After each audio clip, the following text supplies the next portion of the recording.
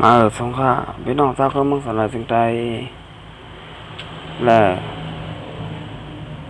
น้องเจ้าก็มึงสลายจึงใจค่ะที่น้ำมึงสลายจึงใจและอยู่ไว้น้ำมึงจึงไทยเนี่ยเนาะแล้วก็อยู่ไว้กูวานกูเมืองเนี่ยเนาะเมื่อในวันที่25เดือนที่10ปีก็เลย2 ปลาย19ค่ะข่าวยาม9 โมงเนี่ยเนาะ30 นาทีน้ำมึงจึงไทยเนี่ยเนาะคำพูดไหนมาหอบมางากันเนี่ยเนาะต้องข่าวจะยัดหลุมทางปอกเนื้อเนี่ยเนาะคำพูดไหนเนี่ยเนาะรายการปกได้เตือนเนี่ยเนาะอันนั้นพี่น้องแต้วค่ะมาทำได้การบันการเมืองกว่าซ้อมกันเนี่ยเนาะเอาค่ะเอาข้อข่าวข้อที่1เนี่ยเนาะวันที่25เดือนที่10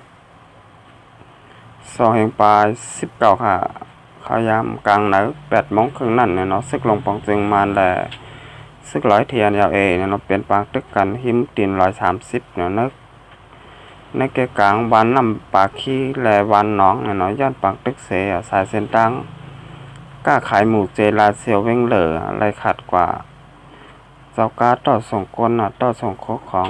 อำจัง10ข้าวตั้งไรไรไหวปอกขึ้นตั้งหลังเนี่ยเนาะก้นปืนตีทุ่งกดขายลงใจลง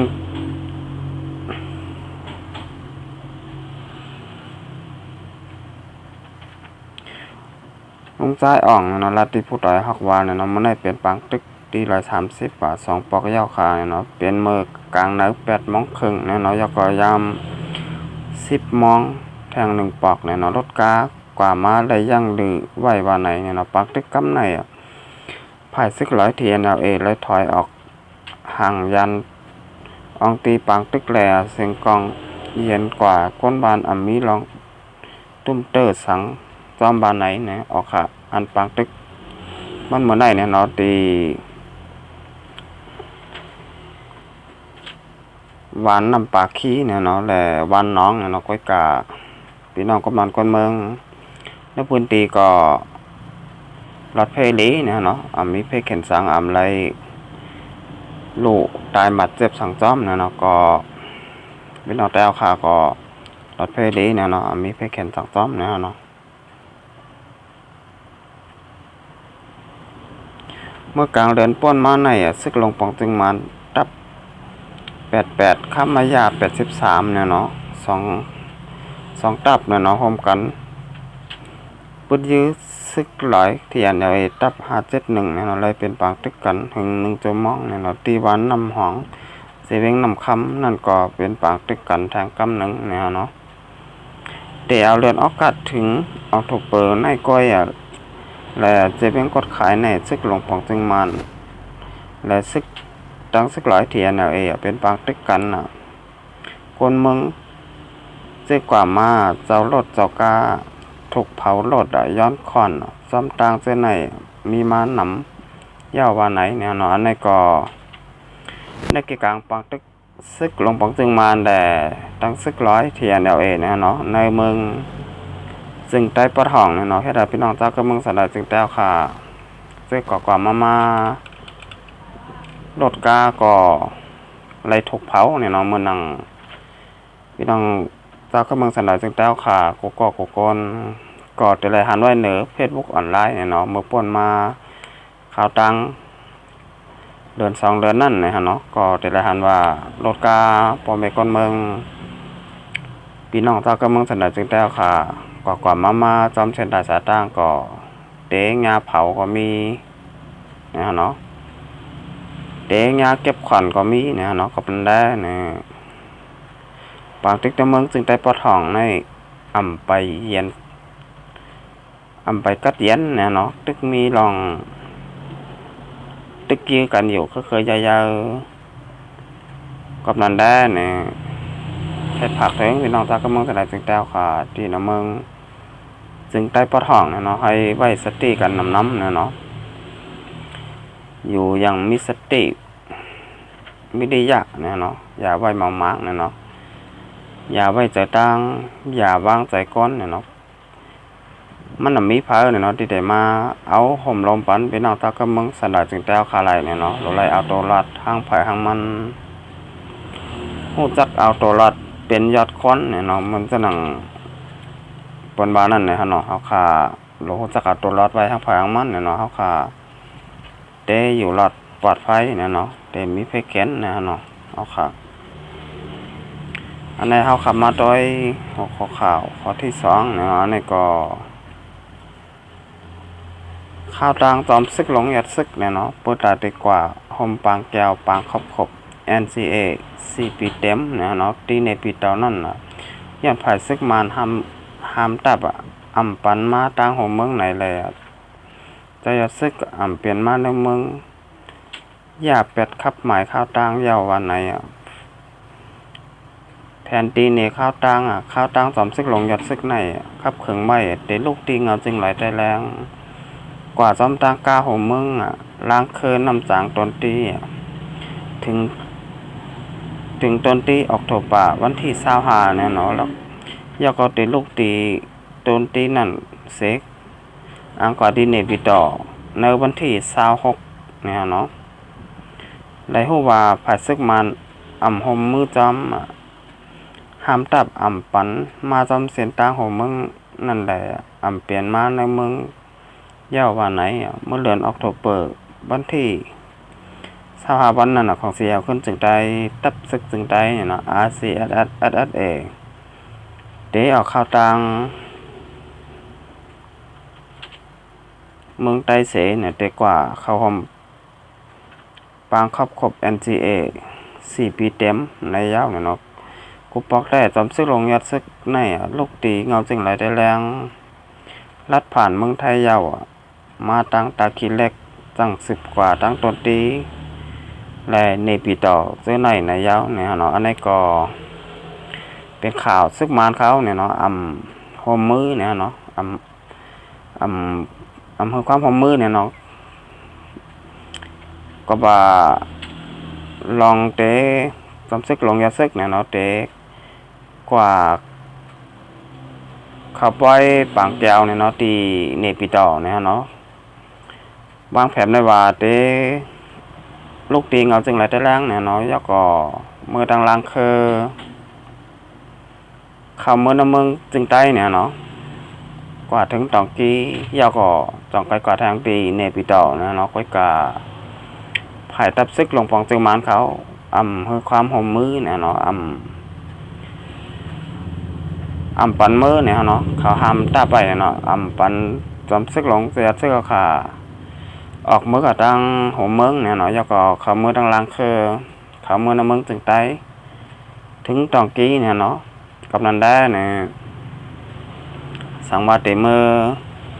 ตีเนปีตอนั่นเนี่ยเนาะเอาค่ะก็ไม่เขาขามาทัดสางต้อยเนี่ยเนาะว่าซึกมานเขาเนี่ยเนาะมีแผนการจังหื้อเนี่ยเนาะให้สังแลปันจอมซึกหลงยัดซึกเนี่ยเนาะเขามือตั้งหัวเมืองแหละเขาเมืองกับน้ำเมืองจึงใต้เนี่ยเนาะข้อที่1เนี่ยเนาะเขาใจจะหนุนบนว่าโกมือเข้าหาปอเมคนเมืองเนี่ยเนาะเสร็จแล้วเนี่ยไล่จำใจกันเนี่ยดังของเสียคนจึงใต้ตับซึกจึงใต้RCSSเนี่ยเนาะกับนันได้เนี่ยซึกมานเขาเนี่ยเนาะไข่ปั่นเขามือพวกปอเมคนเมืองเนี่ยเนาะพี่น้องจากก็เมืองสันดาลจึงใต้ค่ะตีไว้ในเมืองจึงใต้เนี่ยเนาะกับนันได้ซึกมานเขาเนี่ยเนาะก็ไข่ปั่นมือเนี่ยเนาะเอาค่ะกับในเขาขามาบนต้อยเนี่ยเนาะก็บนยาวก็รีมองเตอจ้อมเนี่ยเนาะทับซึกจึงใต้ขาเตะเนาะเขาก็เป็นเจ้าของบ้านเมืองเนี่ยเนาะเป็นเจ้าของแผ่นดินจึงใต้ก้อยกาเตกว่าเตมาตั้งหลายเพราะเปิ้นปันขว้างเพราะเปิ้นปันกว่าเนี่ยเนาะเขาขาก็ความไรเนี่ยเนาะก็ว่าพองยามมื้อเดียวเนี่ยก็พี่น้องเจ้าเขาเมืองสันดาลจึงใต้ค่ะก็คนก็ฮู้กันดีอยู่เนี่ยเนาะก็ว่าพี่น้องเจ้าเขาเมืองสันดาลจึงใต้ค่ะนั้นเนี่ยบ้าพ่อแม่คนบ้านคนเมืองบาตับซึกเนี่ยเนาะก็ตกอยู่แต่อาณาอจาเนี่ยเนาะซึกมันกลับมาข่าวตัง70 ปีไปค่ะ พี่น้องผู้ปันแหงหึงเตะๆเนี่ยเนาะปนหลงปนลืมยาวเนี่ยเนาะเขาตัง70 ปีปลายเนี่ยเนาะเรียนพี่น้องจากก็เมืองสะดาจึงแต้วค่ะในตกกิวเนี่ยเนาะแต่อาณาเอาจากของซึกมานเขาเนี่ยเนาะหันต่อถึงพองยามมือเลี้ยวเนี่ยเนาะพี่น้องจากก็เมืองสะดาจึงแต้วค่ะได้เฮ็ดซังเนี่ยก็อำทางห้างเนี่ยเนาะกำนันได้เนี่ยพี่น้องจากก็เมืองสะดาจึงแต้วค่ะก็ตึกเลยตุกข่าอยากพูดกินใจอยู่ห้างผ่ายห้างมันเนี่ยเนาะเลยปลายผัดยานทนเย่เนี่ยเนาะก็มาอยู่ในเมืองถึงไทยก็มีกว่าอยู่ไว้ต่างวันต่างเมืองก็มีไว้ต่างน้ำเนี่ยเนาะกำไหนเขาคำมาโดยสังวาซึกมานเขาเนี่ยเนาะอำปันตามซึกลงยอดซึกคำมือดังเมืองไทยเนี่ยเนาะซ้ำแต่กว่าตั้งหลายเนี่ยเนาะก็ขาใจยัดหนุ่มบนว่าแต่มาลัดผ่านมาเนี่ยต้องน้ำเมืองถึงไทยเนี่ยเนาะย่อก็เด้เมื่อขึ้นเครื่องบินเนี่ยเนาะตีตะคิเล็กเนี่ยเนาะย่อก็จองไปกว่าตีตองกี้มันก็เตกว่าตีเนปิดอเนี่ยเนาะก็นั่นได้เนี่ยสังมกตังเฮมินนั้นเนี่ยบ่นว่าซึกมานเขาเตมบาซังเนี่ยเนาะก็ว่ามันนำจังกว่าหบก้นบานก้นเมืองเนี่ยเนาะอำจังกว่าพบงาบ่แม่พี่น้องจากก็เมืองถนัดจึงแต้วคาไลเนี่ยเนาะก็ตั้งเฮบินในบ่นว่าเขาเตรียมห้ามเนี่ยเนาะก็นั้นได้เนี่ยข้าใจยัดหนุ่มบ่นว่าจะยัดซึกเนี่ยเนาะสำซึกลงยัดซึกค่ะเตเลื่อนทางกว่าตีนี่ปีต่อในบ่นว่าติคำมาในเมืองไทยย่อก็ขึ้นเครื่องบินเนี่ยเนาะดีตาคิเล็กย่อก็จองไกลก็ลงดีในปีต่อเนี่ยเนาะบ่นว่าเป็นเส้นทางในก้อยที่จอมซึกหลงยัดเสื้อขาดเตกว่าที่เมืองในปีต่อเนี่ยเนาะมวนตั้งนั่นวางแผนไว้ว่าเตเขาออกมือตั้งของเมืองเนี่ยเนาะย่อก็มือตั้งลางเคอเขาเมื่อก่อนแล้วเมืองสันดอยจึงใต้เนี่ยเนาะย่อก็กว่าถึงตองกี้เนี่ยเนาะย่อก็จองไกลสืบกว่าตั้งกว่าแทงในปีต่อเนี่ยเนาะก้อยกาถึงมาบ้านมันได้เนี่ยเนาะซึกมันเขาอ่ำปั่นขว้างเนี่ยเนาะแต่เขามือตั้งหัวเมืองแหละออกมือตั้งล่างเคอเนี่ยเนาะย่อก็ขึ้นมือตั้งตองกี้เลยในปีดอเนี่ยเนาะกับนั้นได้เนี่ยหาใจยัดหนุ่มบนบาเนี่ยเนาะก็เดมีเส้นตั้งเหลียวก้อยเนี่ยเนาะก็เข้ามาในเมืองไทยย่อก็ขึ้นเครื่องบินที่ตาคีเล็กจองไกลกว่าที่ในปีดอเนี่ยเนาะเอาครับอันนี้ก็เป็น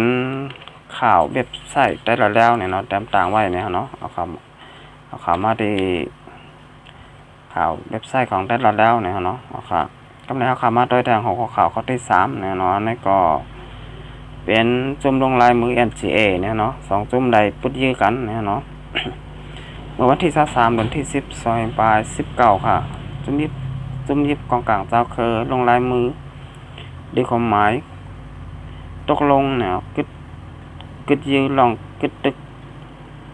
ลองกึดยื้อจึงเมืองปัดปุ่นเนี่ยเนาะ NGA 2จุ่มเนี่ยเนาะอันเป็นจุ่มห่มลมจุ่มห่มตุ่มเจิดจัดยาง KN อยู่แลปาร์ตี้เมืองมอนเหมือ NMS ฟรีเนี่ยเนาะสิเป็นปางตึกกันแทงไอตีหิมบันงากะเลคองเนี่ยเนาะเจเวงเยเจเมืองมอนเนี่ยภายจุ่ม MSS ฟรีไลตกซุ่มกว่า1ก็วันไหนเนาะซอเอตาผู้มีปุ่นพรตับจุ่มหมาย6เนาะ KN อยู่ลาดว่าเมื่อว่าในตับจุ่มเมื่อว่าในตามคำเนี่ยเนาะข่าวยาม4 โมงปลายนั่นน่ะตับซึก KN อยู่อันต้องหนึ่งอยู่เจอหิมหอมบานงากะเลคองนั่นน่ะหันบ่าภายตั้งหน้าบานนั่นน่ะมีตับซึกลงปองจึงมันต้องหนึ่งอยู่ย่านนั่นแรกก็เลยเป็นปางตึกกันในเซเมื่อพ้องตึกค่ายต้องหนึ่งออกกว่าตั้งตกวันนั่นน่ะไรกว่าผายงาตับซึกมอนเสียจังไรเป็นปางตึกกันแทงบ้านไหนเนี่ยนะในก็เป็นข่าวซึกจุ่มลงลายมือ NCA 2จุ่มเนี่ยเนาะก็เป็น พี่น้องย่างเขาเนี่ยเนาะ KNU แลปาร์ตี้เมืองม่อนใหม่เนาะ M&SP เนี่ยเนาะก็เลยเป็นปากด้วยกันทางที่เมืองม่อนเนี่ยในก็พี่น้องม่อนเขาเลยทั้งพี่น้องย่างเขาเนี่ยเนาะก็มีปัญหากันมาหลายปอกหลายกำเย้าเหมือนกันเนี่ยเนาะก็ว่าเป็นที่ดินเนี่ยเนาะที่ดินมันอยู่ไว้จับกันเนี่ยเนาะเมืองเขาอยู่จำกันเนี่ยเนาะกับนั่นแหละก็มีปัญหากันมาหลายปอกหลายกำเย้าเหมือนกันเนี่ยเนาะอันนี้ก็อำบาวันเดาเมืองเหลอเนี่ยเนาะก็มีปัญหากันกูที่ตั้งเนี่ยเนาะกับนั่นได้เนี่ยจังเป็นได้นั่นเฮาค่าโดอะไรเข้าหากันอุบโอกันเนี่ยเนาะเอาลองอุบโอเป็นอย่างเนี่ยเนาะเฮาค่าอย่าไปเจ้าเอ็นแห้งเนี่ยเนาะก็เจ้าเอ็นแห้งแก้ปัญหานั้นเนี่ยมันนำเป็นพรดีสังเนี่ยเนาะมันเหมือนไข่2หอยมาหลอกกันเนี่ยเนาะเพื่อหอย1แตกหอย1ก็แตกเนี่ยเนาะกับนั่นแหละเนี่ยอุบโอกันเนี่ยเนาะที่เป็นทางออกที่ที่สุดเนี่ยเนาะเอาค่ะ